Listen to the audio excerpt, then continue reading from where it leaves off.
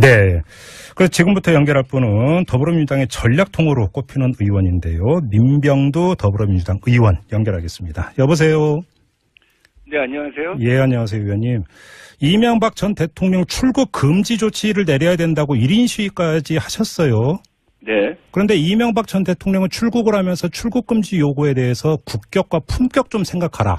이렇게 정면으로 일축을 했던데 어떻게 받아들이십니까? 국격과 품격을 생각하면 그가 재임 기간에 비리는 살찌우고 부정은 감추고 모든 조작을 은폐하고 그랬던 일들에 대해서 통렬히 자기 반성을 해야 한다고 생각합니다. 네. 그것이 전직 대통령의 진정한 품격이라고 생각합니다. 일말에 네. 품격을 보여줄 수 있다고 한다면 당연히 국민 앞에 이제 진실을 갖다 드러내야 하는 순간이 아닌가 하는 생각을 갖고 있습니다. 그럼 어제 공항에서의 메시지 자체가 전직 대통령으로서의 품격과는 거리가 멀다 이런 평가신가요? 예, 저는 지금 이 시점에서 국정원의 블랙리스트 작성 문제 또 우리 군의 정치개혁 문제에 대해서 바로 밑에 그 장관급 부총리급 그분들이 이제 시인을 한 것 아니겠습니까? 이명박 전 대통령의 지시를 받아서 저지른 일이었다라고 하는 것을 갖다 시인한 마당에는 대통령이 이제 와서는 국민 앞에 무릎 꿇고 진실을 토해낼 때라고 생각합니다. 알겠습니다. 귀국은 하겠죠, 이명박 전 대통령이. 그죠, 의원님? 저는 뭐 망명을 할 거라고 보지는 않습니다. 네, 그러면 망명이라고 하는 것은 국민 앞에서 국민 기억 속에서 사라지는 걸 선택하는 거 아니겠습니까? 네. 귀국을 약속한 시점까지 정확하게 귀국하기를 바라고 있습니다. 그러면 귀국하는 즉시 바로 검찰 조사에 들어가야 된다고 보시는 거예요? 지금 이명박 대통령을 둘러싼 그 혐의는 굉장히 많죠. 그중에 지금 최종적으로 거의 그의 소명이 필요한 것 여기까지 도달한 것이 이제 블랙리스트하고 군의 정치개혁 문제 아니겠습니까? 네네. 그래서 이 문제에 관해서는 우선 소환 조사를 하고, 그래서 사법 처리의 적당한 수순을 밟고, 그 나머지 다스 문제랄지 등등을 포함한 여러 가지에 대해서는 단계적으로 수사를 해가는 것이 맞다라고 생각을 합니다. 지금 저렇게 측근들하고 수시로 회의를 하고 마치 영웅인 양, 개선장부인 양 외국에 들락거리고 이건 국민들의 법감정이 동의하지 않는다라고 생각합니다. 우선 그러니까 댓글 공작과 블랙리스트부터 수사를 해야 된다. 그 말씀이시네요. 예. 그러면 해서는 안 된다고. 그 두 사안 같은 경우는 거의 이명박 전 대통령에 대한 소환 조사를 제외하고는 거의 그 검찰 수사가 올 때까지 왔다 이렇게 평가하시는 겁니까? 그렇죠. 그것은 뭐 본인들이 시인을 했기 때문에 이제 검찰이 이 부분에 대해서 수사를 늦추면 여러 가지로 그 수사에 있어서의 기싸움에서도 밀릴 수가 있고 또 이명박 대통령이 뭐 지금 일말의 어떤 기대를 갖고 있는 거겠지만 나름대로 자기 세력을 갖다 모아서 반전을 시도해 보려고 하는 그런 움직임도 있잖아요. 그런 것들 갖다 꺾는 의미도 저는 필요하다고 생각합니다. 지금 그 측근을 모아서 반전을 시도한다는 말씀을 하셨으니까 여쭤보겠는데 그러면 지금 정면 대응에 나서지 않았습니까? 이명박 전 대통령이. 그럼 여기서 그 누리고 있는 정치적인 포석, 전략적 포석은 어떻게 읽고 계세요? 할 수 있는 정면 대응을 사실 한 거죠. 그동안 뭐 페이스북에 글도 올리고 측근들을 통해서 얘기도 하고. 또 본인 이제 입으로 공항에 출국 기자회견을 갖다 하지 않았습니까? 그 정면 대응이라고 하는 것이 어떻게 보면은 정말 뭐 미미하다 한 정도이죠. 심지어 하루 전인가요? 그 이틀 전인가 홍준표 당대표가 자유한국당 당사의 3명의 대통령 이제 걸겠다고 하지 않았습니까? 이승만, 박정희, 김영삼 전 대통령이죠. 거기서도 이명박 전 대통령은 지워버렸잖아요. 그러니까 사실은 어떻게 보면 자유한국당 입장에서도 그저 체면 칠해로 자기들한테 화살이 돌아올까봐 지금 정치 보복 아니냐 하는 프레임을 갖다가 자꾸 내걸고 있는 것이지 이명박 전 대통령을 보호하기 위해서 죽기 살기로 나서겠다는 생각은 그 내부에서는 추호도 없다고 봅니다. 그러면 자유한국당조차 이명박 전 대통령 정치적 엄호를 안 할 것이다 이렇게 전망을 하세요? 그렇죠. 그건 자기들을 엄호하기 위한 것이죠. 자기들한테 그 다음 단계의 어떤 그 조사 같은 것이 들어올 수도 있지 않겠습니까? 가령 국정원 자금이 청와대만 그 통치자금을 쓰진 않았을 것이고, 가령 자유한국당에도 흘러들어갔다고 한다면 그걸 조사 안 할 수는 없는 거 아니겠습니까? 내부에서 아마 상당히 긴장하고 경계할 텐데 네. 그런 가능성에 대비해서 지금 자꾸 신적패다 뭐 정치보복이다 하는 방어막을 쳐놓는 것이지 MB를 보호하기 위해서 하는 것은 아니라고 보는 것이죠. 정리하면 MB 불똥이 당에 튀는 걸 막기 위해서 지금 나서고 있는 것이다. 이런 평가. MB를 활용하는 정도죠. 그래서. MB를 활용하는 정도다. 근데 지금 이명박 전 대통령 측근들은 일제히 지금 그 공격의 포문을 열었는데요. 예를 들어서 이재호 늘 푸른 한국당 대표 지난주 금요일에 저희하고 인터뷰를 했는데 이 댓글 공작 특히 군 사이버 사령부 문제에 대해서는 지금까지 밝혀진 것들만 놓고 보면 이건 논쟁거리도 안 되는 것이다. 이렇게 일축을 했거든요. 어떻게 받아들이세요? 글쎄, 그 부분은 이제 민주주의가 무엇인가, 헌법의 정신의 기본이 무엇인가에 대해서 그 망각한 것이 아닌가 하는 생각이 드네요. 그래요? 그 범죄를 저지르고 공범이 되고 거기에 만연되어 있다 보면 자기가 하는 일이 범죄인지 아닌지조차 모르는 경우가 있잖아요. 예. 오히려 자기 스스로는 그것을 갖다가 무슨 사명감으로 포장한 적이 있잖아요. 혹은 필요성에 의해서 네. 변명하고 포장하는 경우가 있는데 좀 어떻게 이재호 의원이 그 지경까지 갔는지 참 어떻게 보면 처량하고 불쌍해 보이네요. 근데 인터뷰 발매 이재호 그 대표께서는 자신이 이제 과거에 민주화 운동까지 한 그 점을 그러니까 강조를 하면서 특히나 MB에게 큰 문제가 없다는 점을 이렇게 그러니까 민주화 운동을 한 것을 더 이상 그분이 팔고 다니지 않았으면 좋겠어요. 아, 그래요? 예.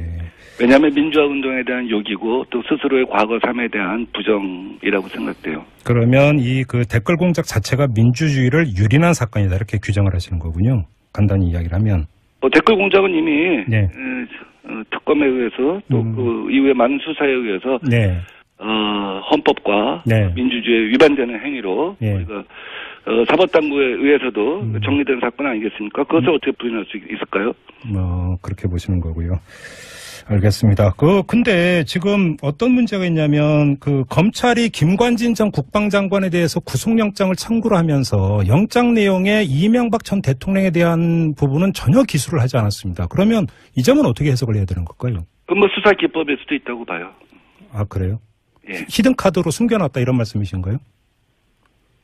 히든카드는 아니죠. 왜냐하면 이미 다 드러나 있는 거 아니겠습니까? 이명박 대통령의 지시에 의해서 자기가 했다고 한 거 시인한 거니까. 그런데 그 이명박 전 대통령의 지시 부분을 상세히 기술하지 않은 거는 어떻게 보면은 이명박 전 대통령한테 피의 사실이 다 알려지게 되면 그래서 그 죄를 갖다 부정하거나 여러 가지 어떤 그 방어 전술을 쓸 수 있지 않겠습니까? 네네.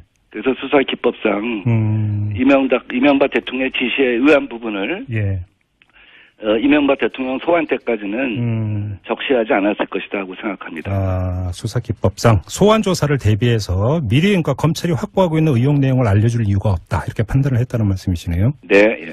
알겠습니다. 홍준표 대표 그러니까 그 자유한국당 이 바른정당 의원들까지 이제 복당을 허용하면서 그 보수 야권 단일화 쪽으로 지금 가속도를 붙이고 있는 게 아니냐 이런 평가가 있던데 의원님은 어떻게 보세요? 보수 야권은 이미 단일화가 된 것이죠. 돌아갈 사람은 다 돌아갔고. 사실 어떻게 보면 적폐의 복원이 된 거죠.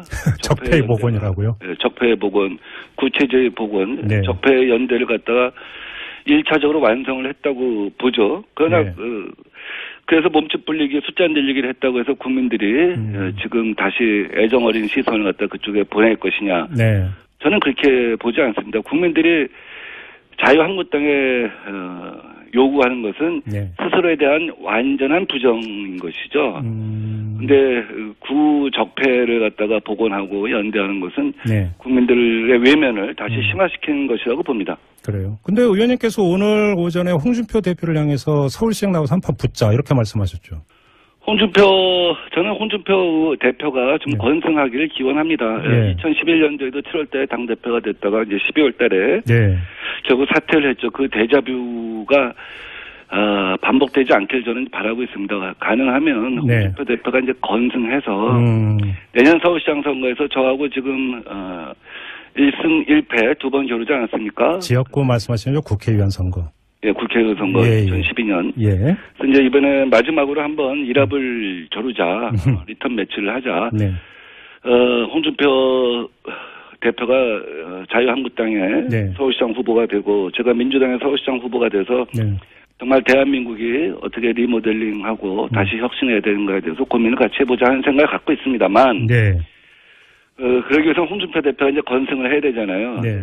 현재의 당 지지율 갖고 건승하기가 좀 쉽지 않지 않겠느냐 하는 생각이 듭니다. 왜냐하면 이 상태로 가게 되면 네. 밑바닥에서 네. 결국 생존을 해야 되니까 초재선 의원들이 당대표의 사퇴를 요구할 가능성이 크다고 보는 것이죠.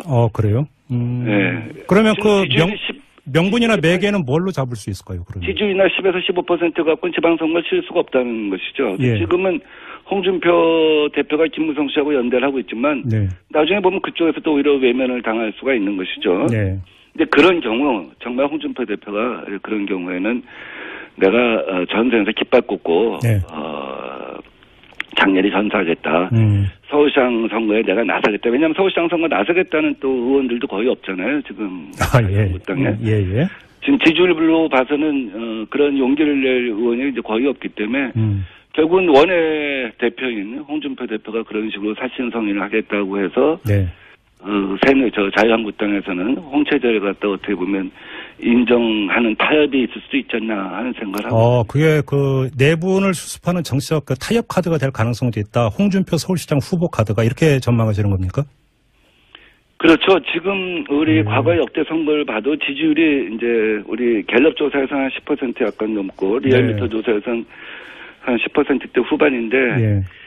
그런 10에서 18% 사이의 지지율을 갖고 수도권에서 사실은 광역단체장 후보, 기초단체장 후보, 광역의원 후보를 갖다가 확보하기 굉장히 어려운 상황이거든요. 예. 그렇다고 한다면 새로운 인물을 영입하거나 혹은 기존의 당 지도부에 있는 사람들이 내가 사신성인하겠다는 모습을 보여야 되는데 현재의 지지율 갖고는 외부 인사가 들어올 가능성이 별로 없잖아요. 네. 그렇다고 한다면 기존의 당을 책임지고 있는 사람들이 험지, 사지에 가서 뭔가 자기 헌신의 모습을 보여야 한다는 요구를 받을 수밖에 없는 것이죠. 알겠습니다. 그런 요구마저 외면하게 되면 결국 당에서 그러면 당신 갖고는 선거를 치를 수가 없으니까 당 간판을 바꾸자. 깃발을 교체하자 하는 얘기가 될 수밖에 없다는 것이죠. 그래서 저는 실제로는 홍준표 대표가 내년에 본인의 연명을 위해서도 서울시장 후보로 나올 가능성이 크다. 또 네. 당의 역학 구조상 그렇게 될 가능성이 크다라고 보는 것이고. 마지막으로 그러면 이 점을 안 여쭤보겠습니다. 그렇게 되면 저하고 기꺼이 내년에 마지막으로 한번 그 일합을 겨루자 하는 생각을 갖고 있습니다. 지금 바로 그 질문 마지막으로 드리고 싶었는데 나하고라고 말씀하셨으니까 그러면 예. 더불어민주당 서울시장 후보는 민병두 거의 때는 당상입니까, 의원님?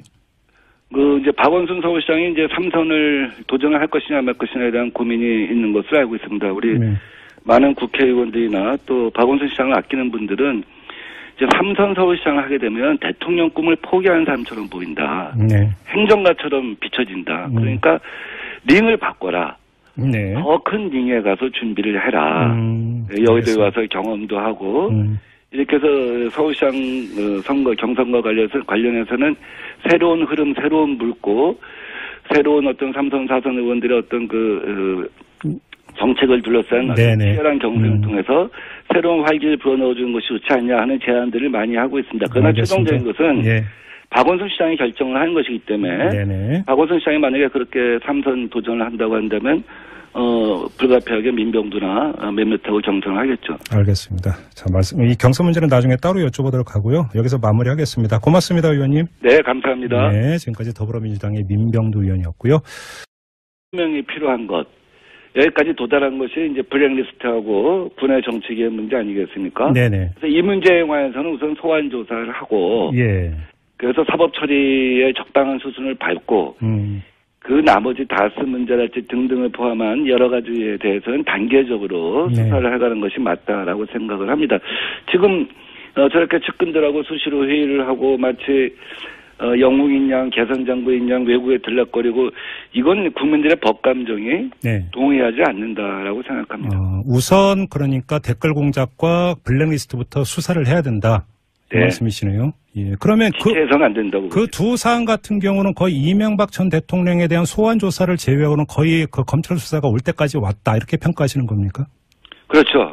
그것은 뭐 본인들이 시인을 했기 때문에 이제 검찰이 이 부분에 대해서 수사를 늦추면 여러 가지로 그 수사에 있어서의 기싸움에서도 밀릴 수가 있고 또 이명박 대통령 그래서 지금부터 연결할 분은 더불어민주당의 전략통으로 꼽히는 의원인데요. 민병두 더불어민주당 의원 연결하겠습니다. 여보세요. 네, 안녕하세요. 예, 안녕하세요, 의원님. 이명박 전 대통령 출국 금지 조치를 내려야 된다고 1인 시위까지 하셨어요. 네. 그런데 이명박 전 대통령은 출국을 하면서 출국 금지 요구에 대해서 국격과 품격 좀 생각하라. 이렇게 정면으로 일축을 했던데 어떻게 받아들이십니까? 국격과 품격을 생각하면 그가 재임 기간에 비리는 살찌우고 부정은 감추고 모든 조작을 은폐하고 그랬던 일들에 대해서 통렬히 자기 반성을 해야 한다고 생각합니다. 그것이 전직 대통령의 진정한 품격이라고 생각합니다. 일말에 품격을 보여줄 수 있다고 한다면 당연히 국민 앞에 이제 진실을 갖다 드러내야 하는 순간이 아닌가 하는 생각을 갖고 있습니다. 그럼 어제 공항에서의 메시지 자체가 전직 대통령으로서의 품격과는 거리가 멀다 이런 평가신가요? 대통령이 뭐 지금 일말의 어떤 기대를 갖고 있는 거겠지만 나름대로 자기 세력을 갖다 모아서 반전을 시도해 보려고 하는 그런 움직임도 있잖아요. 그런 것들 갖다 꺾는 의미도 저는 필요하다고 생각합니다. 지금 그 척근을 모아서 반전을 시도한다는 말씀을 하셨으니까 여쭤보겠는데 그러면 지금 정면 대응에 나서지 않았습니까? 이명박 전 대통령이. 그럼 여기서 그 누리고 있는 정치적인 포석, 전략적 포석은 어떻게 읽고 계세요? 할 수 있는 정면 대응을 사실 한 거죠. 그동안 뭐 페이스북에 글도 올리고 측근들을 통해서 얘기도 하고. 또 본인 이제 입으로 공항에 출국 기자회견을 갖다 하지 않았습니까? 그 정면 대응이라고 하는 것이 어떻게 보면은 정말 뭐 미미하다 한 정도이죠. 심지어 하루 전인가요? 그 이틀 전인가 홍준표 당대표가 자유한국당 당사의 3명의 대통령 이제 걸겠다고 하지 않았습니까?